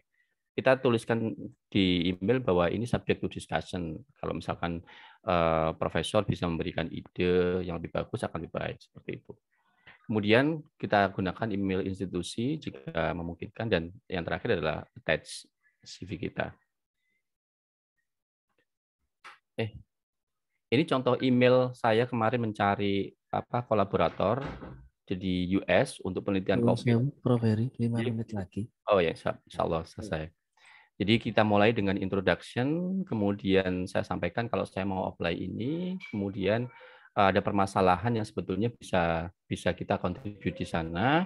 Kemudian kita sampaikan bahwa saya butuh kolaborator gitu. Ya, jadi apa ya? Ini memang tidak mudah Bapak Ibu. Kadang saya ini sebelumnya mengontak salah satu profesor di uni yang lain, tapi beliau tidak ada jawaban. Alhamdulillah yang ini beliau bersedia begitu. Jadi go ahead saja kalau saran saya dan harus dilakukan Bapak Ibu. Kadang teman-teman itu bilang Pak Heri kok bisa sih gitu dapat penelitian di internasional. Ya harus dilakukan, kuncinya itu gitu. Ya. Bapak Ibu saya yakin sebetulnya lebih bisa gitu karena bidang saya statistik yang sebetulnya secara nature tidak gampang gitu ya untuk bisa mendapatkan hibah penelitian. Apalagi Bapak Ibu dari teknik misalnya. Itu kesempatan sangat kesempatan sangat besar sekali kalau yang saya lihat. Ini jawaban dari profesornya tadi gitu. Akhirnya kita tukar-tukaran WA, kita diskusi pakai WA, kemudian diskusi proposal, beliau memperbaiki bahasa Inggris saya yang mungkin juga belum bagus tadi yang saya tuliskan di di sistem. Oke, kemudian terkait dengan dana yang diajukan, kalau saran saya sebaiknya jangan dimaksimalkan sejumlah dana yang dialokasikan. Jadi misalkan 1 tahun 70.000 US dollar, mungkin request-nya jangan 70.000 US dollar ya, di bawah-bawahnya sedikit gitu. Jadi supaya tidak terkesan kita itu ngepas no gitu. Jadi kalau penelitian nasional mungkin tidak masalah sih kalau menurut saya. Tapi saya selalu mencoba untuk tidak apply dengan dana yang maksimal itu gitu. Kemudian ini submission deadline ya. Jadi Bapak Ibu usahakan paling nggak H-1 lah ya untuk menghindari ada technical problem. Jadi misalkan kita kan nggak tahu, moro-moro listrik mati gitu. Ya kita bisa sih pindah ke mana cari wifi, cari listrik yang nggak mati gitu ya. Atau jumlah kata yang kelebihan tadi itu susah sekali saya mencari mana kalimat yang harus saya drop ini karena menurut saya semuanya penting gitu. Kemudian internet down dan lain-lain. Saya kira itu yang bisa saya share. Matur nuwun, saya kembalikan lagi ke Pak Hendro. Alhamdulillah. Matur nuwun sangat Prof Heri. Hari ini kita mendapatkan 2 pemateri yang luar biasa. Berbagai komentar saya dapatkan melalui Japri ini. Kalau melihat Prof Ridho dan Prof Heri ini berdebar-debar katanya. Kok bisa? Dan mudah-mudahan Prof Ridho, Prof Heri sehat selalu ya. Amin ya. Saya amati kok agak kelihatan sedikit lelah, sedikit capek sepertinya. Ibu Bapak, sebelum kita lanjutkan ke sesi tanya jawab, izinkan kami dari moderator untuk menampilkan atau menyampaikan hasil survei ya. Hasil survei singkat terkait survei hibah penelitian. Dari 100% responden di sini menyebutkan berbagai informasi, diantaranya adalah, mohon izin saya menyampaikan, Departemen Kimia, Departemen PWK, dan beberapa departemen ada banyak responden masuk. Kemudian dana-dana hibah yang diterima adalah berkisar mulai dari dana pemula peneliti yaitu 20-an juta hingga 600-an juta, dan kemudian ada yang sampai bahkan mencapai angka M untuk multi years, ada yang 3 tahun, ada yang 1 tahun dan sebagainya. Dan rata-rata bermitra. Nah, ini yang menarik ini ternyata penelitian-penelitian yang dilakukan oleh Ibu Bapak rata-rata bermitra dengan perguruan tinggi luar negeri, dengan perguruan tinggi dalam negeri, dengan industri di dalam negeri, dan juga beberapa lembaga penelitian di luar negeri, misalnya adalah Wismar Fachhochschule, kemudian berbagai pihak yang lain. Terima kasih Ibu Bapak bagi yang masih ingin berkenan untuk menyampaikan informasi terkait hibah penelitiannya. Monggo silahkan untuk memasukkan informasi hibah penelitian yang diterima oleh Ibu Bapak yang tertinggi, yang dianggap paling berkesan dan paling menantang untuk diberikan informasi, sehingga ini nanti menjadi informasi yang menarik untuk kita berbagi kepada Ibu Bapak lainnya di ITS ini. Baik, kita lanjutkan ke sesi berikutnya, yakni diskusi. Sementara belum ada yang raise hand, saya mencoba untuk menginventaris pertanyaan dari chat box. Ada 2 yang masuk, yaitu dua pertanyaan untuk Prof. Ridho dan 1 pertanyaan untuk Prof. Heri. Untuk Prof. Ridho dulu mungkin dari Pak Hatma, yaitu ada 2 pertanyaan. Prof. Ridho, mohon izin. Silakan Pak Hendro, dari chat ini ya Pak. Jadi yang pertama adalah proses submit paper ke jurnal bereputasi secara umum butuh waktu yang lama. Nah, dari submission yang pertama menunggu hasil review bisa 2 hingga 3 bulan atau lebih. Jika nasib kurang bagus, hasilnya akan di-reject. Nah, pertanyaannya adalah hibah penelitian cuma dikasih waktu 1 tahun, sementara di target jurnal publication. Bagaimanakah solusinya? Apakah idealnya penelitian dikerjakan tahun ini untuk dimasukkan proposal hibah tahun depan, atau bagaimana? Itu pertanyaannya. Yang kedua pertanyaannya, jika ada kebutuhan pengeluaran yang tidak bisa di SPJ-kan untuk laporan keuangan hibah, apakah sebaiknya memanipulasi SPJ? Belanja A dilaporkan B, atau bagaimana? Ini pertanyaan umum, rahasia umum. Silakan Pak Ridho. Ini pertanyaannya tingkat wahid ini Pak Hendro ya. Tingkat wahid ini. Jadi baik. Jadi pertama dulu ini perihal luaran. Jadi luaran ini karena memang yang membuat deg-degan kalau dana penelitian jadi disebutkan Prof. Heri tadi memang lebih enak kayaknya di luar ya. Jadi karena memang enggak terlalu fokus ke administrasi begitu ya. Kalau di Indonesia ini malahan akhirnya kita ini jadi peneliti itu kayak malahan fokus sama administrasinya daripada ke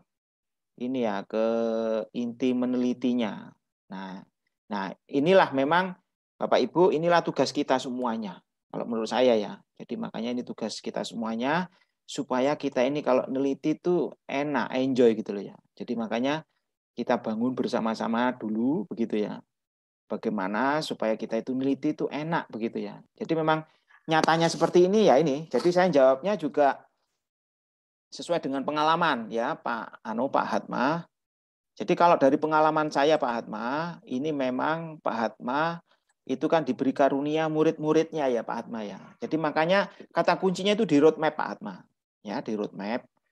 Dan ibarat kalau kita itu memimpin lagu dirijen, ya kan kita tahu ini kapan nadanya ini, nadanya itu kan begitu ya. Jadi kalau saran saya Pak Hotma, kita jangan terlalu kaku kalau untuk neliti, karena kan yang niatnya kita itu kan niat neliti untuk apa sih? Untuk menyempurnakan pengetahuan kan itu Pak, ya kan? Kan bukan untuk naik pangkat kan? Naik pangkat itu bonus Pak kalau menurut saya. Naik pangkat itu bonus. Nanti publikasi bonus ya kan. Tapi kalau niat kita itu menyempurnakan pengetahuan, karena pengetahuan ini kan cahaya ya, cahaya untuk kita semua yang ada di dunia pendidikan ini. Ya kan? Oleh sebab itu Pak Hotma, ini kata kuncinya adalah di roadmap. Nah, Pak Hotma sendiri pun silahkan ya kan, misalkan tahun ini. Nah, itu kan Pak Hotma misalkan sudah ada beberapa mahasiswa yang tugas akhir atau apa. Nah, itu dicicil Pak dari situ. Memang kalau ngikutin waktunya idealnya itu Pak, deg-degan banget itu. Nah, tetapi misalkan kita itu misalkan masih baru, ya kalau menurut saya dari pengalaman saya ya apa adanya. Jadi misalkan kita dapatnya baru misalkan itu. kita usulkan, ternyata feedbacknya dari reviewernya itu, dari jurnalnya ditolak. Ya sudah, tidak apa-apa, kita reportkan. Ini masih dalam proses disubmit lagi. Karena memang kalau tidak salah ya, kalau tidak salah itu Pak Hatta, kalau tidak salah ini ya. Pak Hatta itu nyampein bahwa tiap jurnal itu punya jodohnya di publikasinya masing-masing. Nah, jadi memang tidak bisa Bapak. Jadi kalau kita itu nurutin skemanya dikti itu ideal itu memang deg-degan banget itu. Nah, makanya Bapak manfaatkan roadmap. Ya, kalau pengalaman saya setelah belajar setahun 2 tahun, saya itu mirip-mirip kayak nabung, Pak. Jadi dari roadmap itu saya nabung. Nanti tahun ini yang ini saya usulkan. Nah, itu beberapa data, beberapa support yang nanti beririsan dengan penelitian saya ini. Nah, itu yang saya usulkan untuk menjadi publikasi begitu. Jadi memang modelnya itu ya memainkan roadmap itu, Pak. Kayak lagu itu kita sendiri yang ngarang itu. Ya, ngarang sendiri. Ini kapan yang harus dipublish ya. Memang seperti disampaikan Prof. Heri itu kita memang harus kolaborasi. Tidak bisa. Kita itu sendirian tidak bisa. Khususnya mungkin di lab ya, bekerja sama. Jadi kita itu nanti akhirnya punya kolaborasi. Jadi kalau di lab saya, ini contohnya, ini dulu saya niatnya memang neliti untuk mensupport Pak Sigit dulu. Ya, Prof. Sigit dulu. Terus sekarang, kemarin saya, ini sekarang Pak Husin sama Bu Yuyun. Jadi memang harus kolaborasi Bapak Ibu. Ya, karena memang seperti tadi di slide saya yang terakhir itu, ya, jadi memang kalau kita berkarya besar, itu tidak mungkin kita sendirian. Kita itu mesti berkolaborasi, bersinergi, ya memulai dari kita menghargai jiwa kita sendiri dulu. Ya, kalau kita itu sudah mengenal diri kita itu akan melihat bahwa jiwa-jiwa kita itu di saudara-saudara kita yang di luar itu jiwa-jiwa kita juga. Kan gitu. Itu anak murid itu ya jiwa-jiwa kita semua. Dan bangsa Indonesia itu kan yo jiwa kita semuanya begitu ya. Jadi tidak bisa individual.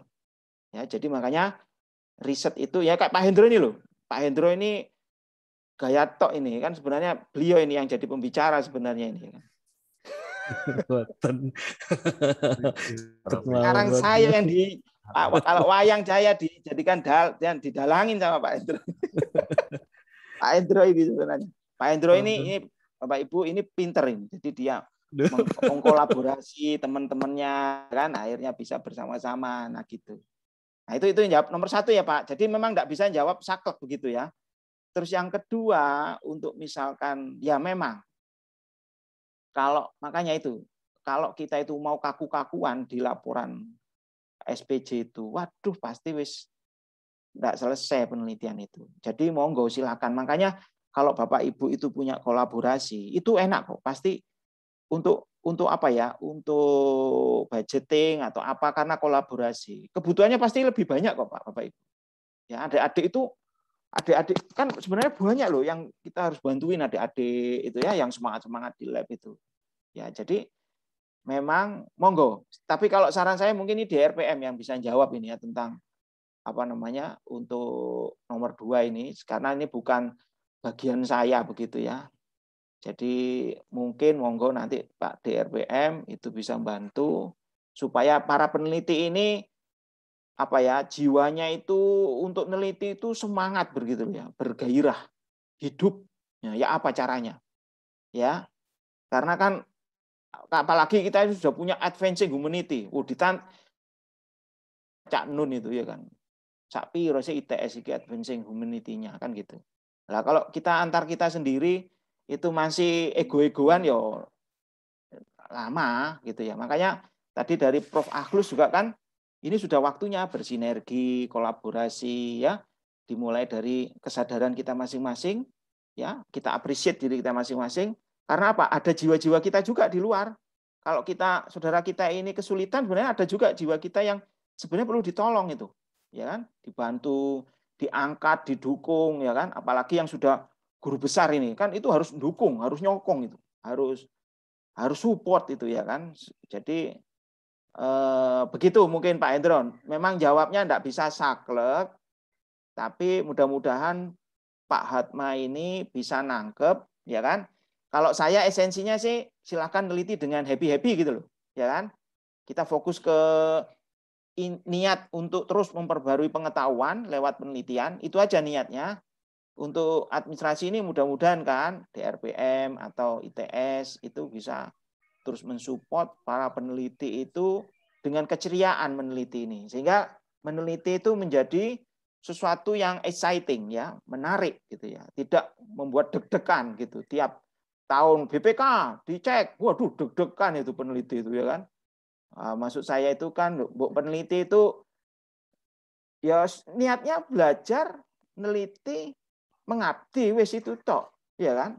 Itu ya apa caranya supaya kita jiwanya yang dimenangkan ya, jiwanya yang dimenangkan begitu. Begitu Pak Hendro, mohon maaf. Okay. Luar biasa. Jadi jawaban Prof. Ridho ini sangat memotivasi ya. Pada intinya adalah banyak jalan menuju Roma ini ya. Banyak jalan untuk menikmati proses penelitian. Nah, itu yang paling penting, menikmati proses. Terima kasih Prof. Ridho, dan mudah-mudahan pertanyaannya terjawab walaupun belum puas ya. Karena Prof. Ridho bukan tukang memuaskan ini. Iya Pak. Kalau yang saya menangkan itu jiwanya Pak. Makanya murid saya itu jiwanya yang saya menangkan itu, ya kan, jiwanya. Iya. Oke Pak Indro. Terima kasih Prof. Ridho. Pak Hatma mudah-mudahan menangkap apa yang disampaikan oleh Prof. Ridho dan sudah disampaikan di chat room oleh Pak Hatma, Prof. Ridho. Oke, berikutnya ada satu pertanyaan untuk Prof. Heri dari Pak Edi Kun. Untuk pendanaan luar negeri, lebih concern ke roadmap peneliti atau kemanfaatan penelitian atau outcome penelitian. Untung nggak nambah atau ini Pak Edi Kun ini. Silakan Prof. Heri. Oke, matur nuwun. Jadi kalau yang saya lihat itu sebetulnya adalah bagaimana yang kita jelaskan di proposal itu bisa menjawab tujuan mereka. Jadi kalau misalkan tadi penelitian itu arahnya ke development impact, ya kita coba menuliskan di proposal kita itu yang lebih mengarah ke sana. Tapi kalau ditanyakan lebih concern yang mana, sebetulnya semuanya menjadi concern begitu ya. Jadi satu, kemanfaatan penelitian yang sesuai dengan tema dari grant itu pasti penting gitu ya. Kalau misalkan nanti judulnya nggak ada hubungannya sama sekali dengan itu, ya pasti langsung di drop, kemungkinan besar seperti itu. Nah, roadmap ini juga penting walaupun tidak ditanyakan secara eksplisit seperti di penelitian nasional misalkan, yang kita harus menggambar misalkan fishbone diagram dan sebagainya. Kita memang tidak pernah diminta seperti itu, tapi yang dilihat lagi kan sebetulnya portofolio di CV kita. Nah, portofolio itu kan kalau saya terjemahkan sebetulnya itu refleksi dari roadmap penelitian yang kita punyai begitu ya. Jadi instead of kita harus memasukkan roadmap, biasanya mungkin yang dilihat juga adalah portofolio. Jadi dari portofolio itu kan reviewer akan menilai apakah orang ini kira-kira bisa nggak ya menyelesaikan penelitian dengan yang diajukan ini gitu. Itu kira-kira. Jadi semuanya penting. Kalau output ya terakhir tadi ya. Output seperti publikasi itu sejauh ini outcome. Sejauh ini bukan menjadi sesuatu yang utama begitu ya. Jadi seperti yang saya sampaikan tadi, biasanya memang di encourage untuk publikasi internasional gitu. Tapi pengalaman walaupun sampai tahun ketiga belum publish satu pun begitu ya, atau masih proses review, itu mereka juga tidak masalah gitu. Yang penting penelitian ini masih dilakukan on the track. Kira-kira bisa saya sampaikan Pak Hendro. Baik, matur nuwun Prof. Heri. Pak Edi Kun, monitor apakah sudah menangkap? Mudah-mudahan tidak tambah atau itu, Pak Edi, luar biasa. Terima kasih, Pak. Jadi monggo Ibu Bapak, mungkin dari Ibu Bapak peneliti yang sudah luar biasa ini, banyak pesertanya pada pagi hari ini, ada 140-an lebih yang mungkin bisa menambahkan informasi yang diberikan oleh Prof. Ridho, informasi yang diberikan oleh Prof. Heri, karena kesempatan event LKMR ini adalah luar biasa. Kita bisa sharing, kita bisa berbagi dari pengalaman Ibu Bapak. Saya lihat ada banyak ini Ibu Bapak yang hadir di di Zoom kita pada kali ini. Ada yang muncul huruf abjad A-nya ini adalah ada Pak Adi Setio Purnomo, juga luar biasa research dan penelitiannya, Pak Ari Sidiki, kemudian Pak Aulia Nasution dari fisika. Oh, ini begawan-begawan semua ini. Jago semua. Pak Endro keliru kita ini Pak Endro ya. Makanya. Keliru kita nguyai segoro. Betul. Kita sharing berbagi. Monggo Ibu Bapak dari yang lain mungkin ada yang ingin ditambahkan. Baik, menambah kalau pertanyaan bisa Bapak. Oh, pertanyaan atau sharing pengalaman monggo Pak Edi. Sama pertanyaan atau mau berbagi ya. Hibah penelitian juga boleh ini. Silakan Pak Edi. Ya, makasih Pak Endro. Saya mungkin ditujukan kepada Pak Rito atau Pak Heri ya. Nah, nggak terkait dengan permasalahan saya sendiri sih. Istilahnya kayak tentang masalah roadmap itu, istilahnya kalau saat ini kan ya seperti saya Kak, saat ini kan sudah menjadi kakek-kakek juga nih. Nah, sekarang kalau mau menyusun roadmap itu rasanya kok, karena penelitian saya selama ini agak bercabang-cabang tuh. Apakah mungkin ada jurus jitu yang untuk menyusun roadmap kembali itunya?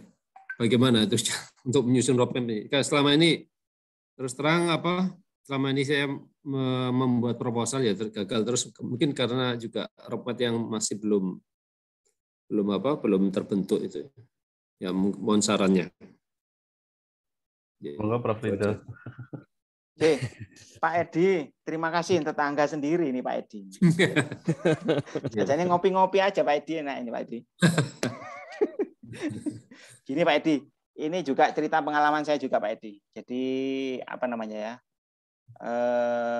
pengalaman saya pribadi. Jadi saya sendiri pun riset S3 dengan saya menyaksikan sendiri di ITS itu kayak saya hampir kayak putus asa waktu itu Pak Edi.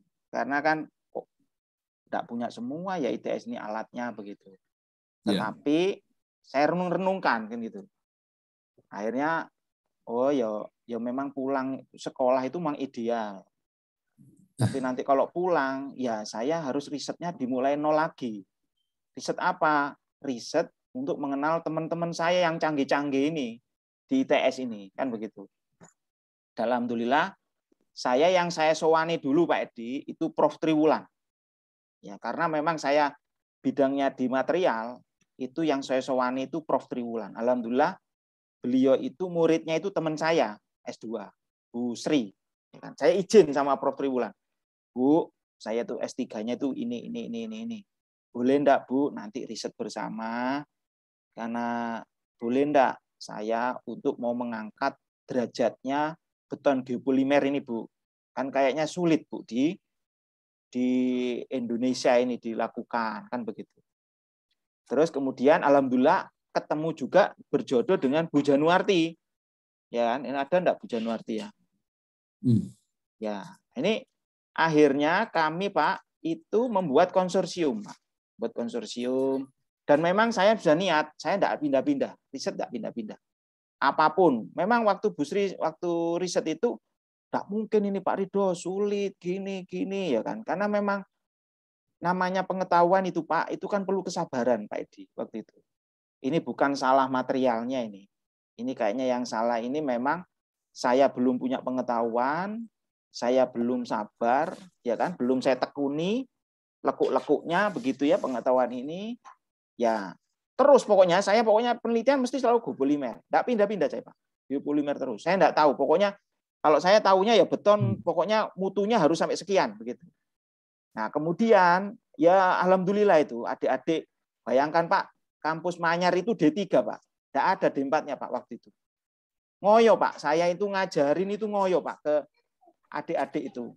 Tapi yo saya nawaituin, pokoknya saya ini mau belajar lewat geopolimer ini supaya adik-adik di kampus Manyar ini ngerti bahwa beton itu enggak cuma OPC saja. Beton itu bisa dibuat di luar OPC, kayak gitu. Jadi alhamdulillah Pak, saya akhirnya menemukan murid yang mau teliti Pak, yaitu Pak Husin itu sendiri. Pak Husin ini yang mau wisuda S3 sekarang ini. Dan alhamdulillah sudah menemukan caranya untuk dibuat dan diproduksi seperti kayak semen umumnya. Jadi memang tips dari saya Pak Edi itu, misalnya Pak Edi ini senang apa misalkan? Senang ini kalau saya perahu ya Pak ya. Sudah, yang kalau menurut saya buat mainan dulu aja Pak, perahunya buat mainan. Nanti berdoa, ya Tuhan kirim murid saya yang senang ini nanti, kan begitu ya kan. Jadi akhirnya ya itu Pak, tips saya ya cuma saya hanya berpegang bahwa kalau ilmu ini belum bisa, ini berarti pengetahuan saya yang belum cukup. Nah, alhamdulillah ketemu anak S2 dan ini ada Pak Husin, dan akhirnya Pak Husin itu bisa nemu alat-alat Pak, macam-macam itu untuk mengukur beton geopolimer ini. Dan memang saya alhamdulillah hari ini ya belajar sama Pak Heri ini. Mudah-mudahan bisa tembus juga proposal Pak ya, proposal kerjasama luar negerinya ini. Ini terima kasih Pak Heri. Dan ini mudah-mudahan saya di luar negeri juga sudah punya mitra Pak. Saya nabung juga gitu. Tapi kan saya belum pede Pak. Nah, saya belum menemukan sesuatu. Nah, ini alhamdulillah Pak Husin Indanu, ini saya pede Pak. Saya pede untuk menawarkan untuk kerjasama bagaimana membuat beton yang lebih ramah lingkungan, lebih awet, lebih kuat, lebih ramah lingkungan, dan sumber limbah-limbah di industri itu bisa diaplikasikan di situ. Gitu Pak Edi. Jadi tidak ada tips khusus kayak apa ya. Saya hanya bersyukur kampus Manyar yang hanya D3, alhamdulillah ini sudah D4. Sekarang ini sudah ada dekan sendiri, jadi madulnya langsung ke Pak Dekan. Kita itu alhamdulillah, itu aja. Jadi saya mulai dengan, saya yakin bahwa kalau niatnya untuk menyempurnakan pengetahuan itu nanti dikirim kok sama Tuhan itu murid-murid yang ikhlas, sabar untuk bantuin menyempurnakan roadmap kita. Monggo Prof. Heri, disempurnakan. Saya kira sudah cukup komprehensif. Ada satu lagi pertanyaan Wan Ijen dari Bu Indah Trisnawati dari biologi. Mungkin Prof. Heri bisa membantu menjawab. Jadi saya kurang tahu sebetulnya kalau titik dari field-nya teman-teman di luar statistik gitu ya. Tapi mungkin saya bisa cerita sedikit. Jadi gini. Tadi salah satu yang saya pegang itu terkait dengan research interest saya adalah di weather and climate modeling. Itu yang biasanya saya tonjolkan karena isu-isu itu masih sangat hangat dan berkembang begitu. Nah, terkait dengan forecasting-nya ya. Jadi bagaimana kita bisa melakukan pemodelan atau forecasting untuk weather and climate ini secara akurat. Nah, itu yang saya menjadikan patokan di depan untuk bisa dicapai dalam periode sekian tahun ke depan begitu. Nanti cabang-cabangnya itu yang yang akan diisi oleh beberapa topik penelitian yang kalau saya bagi dari sisi metodologi, ada sisi aplikasi. Nah, metodologi itu kan sebetulnya teori banget gitu, Bu. Jadi ya beberapa atau banyak dari penelitian dasar yang saya dapatkan dari penelitian nasional itu mengisi roadmap yang terkait dengan metodologi begitu. Jadi saya kira apalagi mungkin biologi juga mestinya banyak yang bisa di-match-kan gitu antara roadmap penelitian dengan skema, apalagi skema penelitian dasar gitu. Itu sih kalau dari saya. Sementara kalau yang penelitian nasional ini tetap masih di jalur roadmap saya, tapi yang saya angkat lebih banyak ke aplikasinya gitu, ke konteks di case-nya. Jadi bukan saya propose metodologinya. Kalau metodologi yang saya kerjakan tadi walaupun di proposal tidak saya nampakkan, tapi yang dikerjakan statistik ya statistik banget gitu. Cuman yang saya angkat lebih ke case-nya sebetulnya.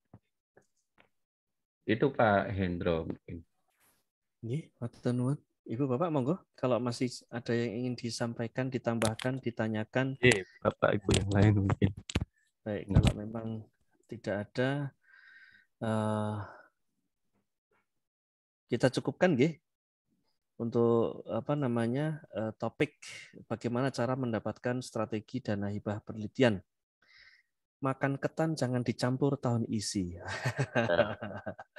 Mari kita lanjutkan obrolan kita yang luar biasa ini di lain kesempatan tentunya. Matur nuwun, saya kembalikan kepada Gus lalu Muhammad Jailani.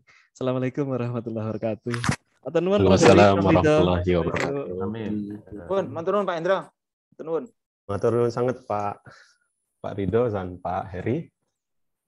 Alhamdulillah sudah banyak sekali tadi pengetahuan ya, baik baru maupun refreshing ya, yang kita dapatkan dari bapak-bapak narasumber yang kita hadirkan di sesi kali ini.